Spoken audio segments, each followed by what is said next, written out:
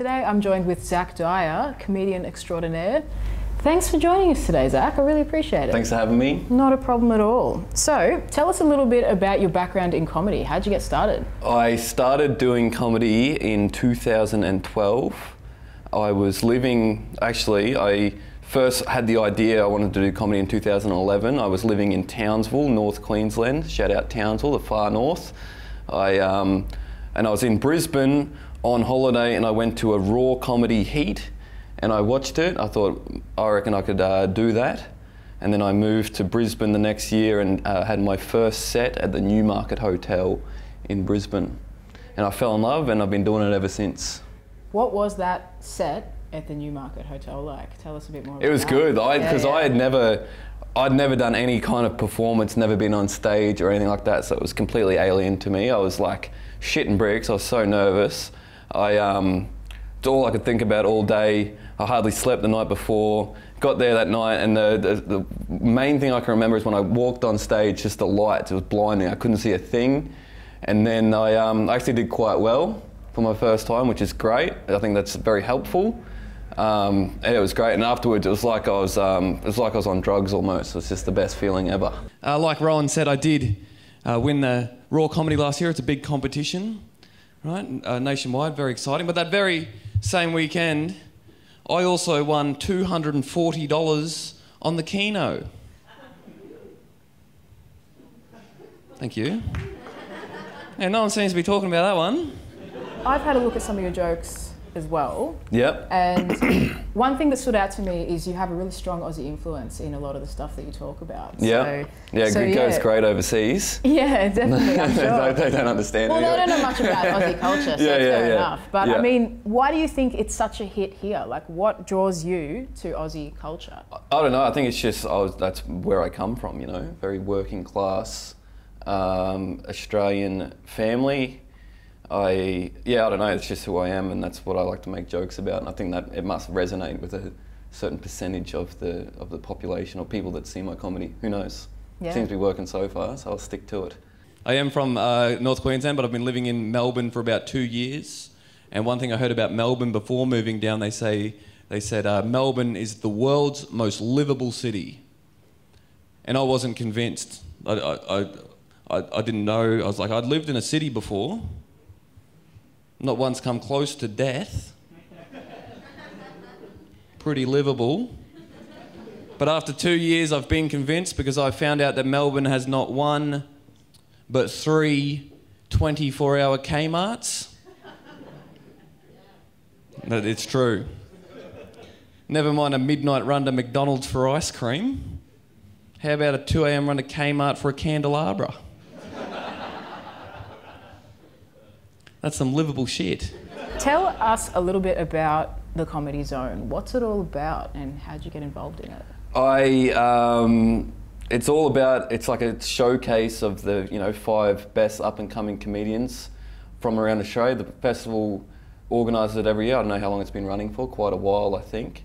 I got the offer after I won Raw Comedy last year. Oh, congratulations. Thank you very much. Not a problem. The Australia's biggest open mic comedy competition, and it's usually, I think it's a bit of a tradition that the winner of that is usually in the Comedy Zone the next year.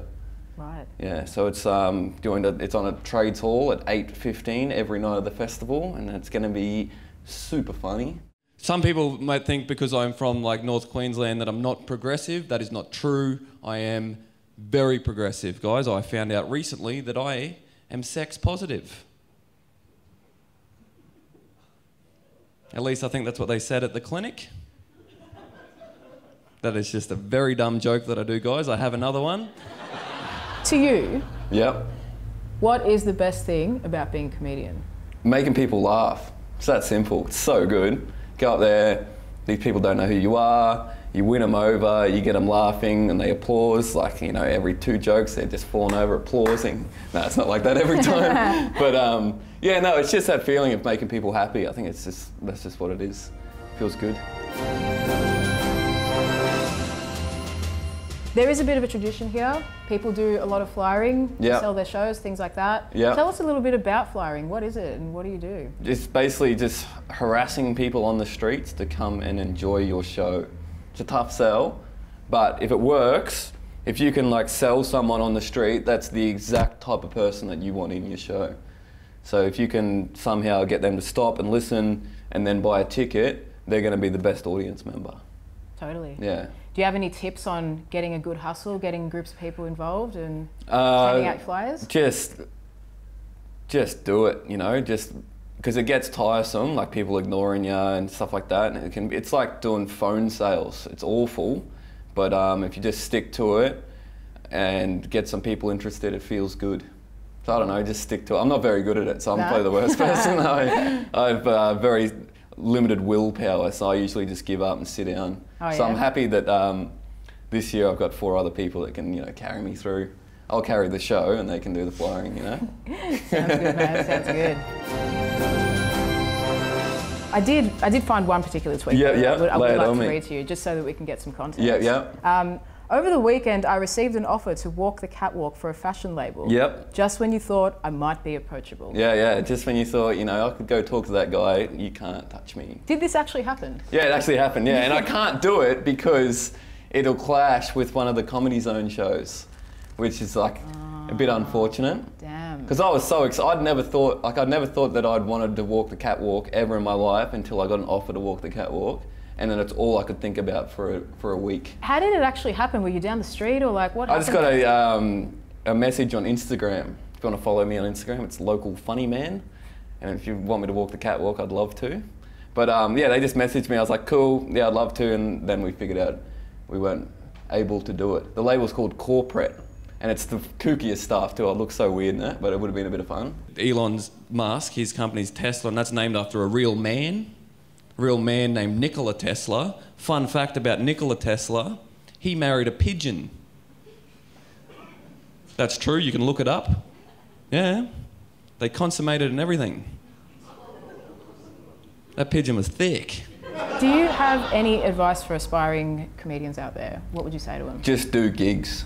Just go out and perform as much as you can, get comfortable on stage, try and record your sets. It sucks listening back to your sets, especially if it wasn't a good one, but it helps you feel like that gives you the perspective of someone that's in the crowd listening, so you can hear it with different ears, you know, so that way you can tweak things if they didn't work so much. But the main thing is just do as much comedy as you can. Sounds good. Yeah. Solid advice, that. Yeah. Alrighty, thanks so much for your time. Cool, thanks for having me. I really appreciate the chat. Yeah, no worries. Awesome. Sweet as.